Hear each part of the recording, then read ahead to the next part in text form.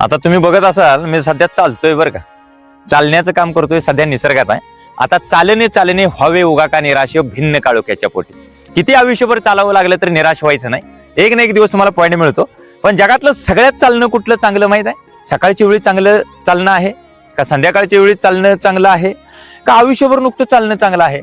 सगळ्यात चालणं चांगलं जर कुठलं असेल तर दरवर्षी आषाढी कार्तिकी वारीला पंढरीच्या वारीला जो वारकरी चालत येतो ना हजारो किलोमीटरवरनं, ते चांगलं जगातलं सगळ्याला चालणं आहे. त्यामुळे एक लक्षात घ्या, आपण बरोबर 2 ते 3 दिवसामध्ये त्या पंढरीच्या वारीमध्ये जाणार आहे.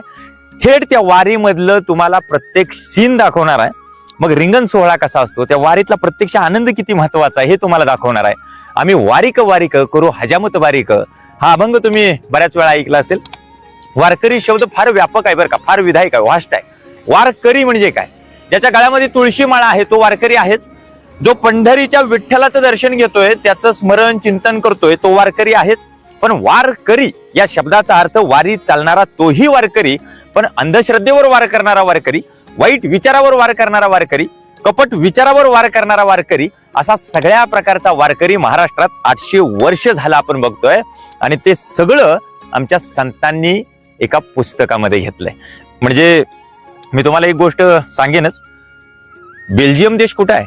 त्या बेल्जियम मधला एक संशोधक आमच्या महाराष्ट्रात येतो राव, विदर्भात जातो आणि विदर्भात जाऊन तिथल्या स्थानिकांना विचारतो की मला नामदेवाच्या गावामध्ये जायचं आहे, नामदेवाचं नरसीबामणी नावाचं गाव कुठं आहे?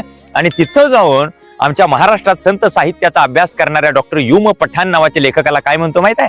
पठाण साहेब, परमेश्वरानं मला 3 जन्म द्यावेत. पहिला जन्म माझ्या देशाच्या सेवेसाठी, दुसरा जन्म माझ्या मुलाबाळांसाठी, आणि तिसरा जन्म मला परमेश्वरानं द्यावा तो तुमच्या महाराष्ट्रातल्या संत साहित्याचा अभ्यास करण्यासाठी. एवढं प्रचंड आणि जबरदस्त व्यापक असं संत साहित्य आहे. या सगळ्या गोष्टींचा आपण विचार करूयात. सुरुवात मी केली होती चालण्यापासून. चालत चालत चालत चालत तुम्ही आयुष्याचं ध्येय सुद्धा गाठायचं, इप्सितस्थळी जायचं आहे. पण पंढरीच्या वारीमध्ये किमान एकदा तरी, एका तरी वारीमध्ये तुम्ही निश्चितपणानं चालायला पाहिजे. त्याच्या इतका चांगला आनंद जगामध्ये दुसरा कुठला आहे असं मला तरी वाटत नाही. मनापासून धन्यवाद. रामकृष्ण हरी.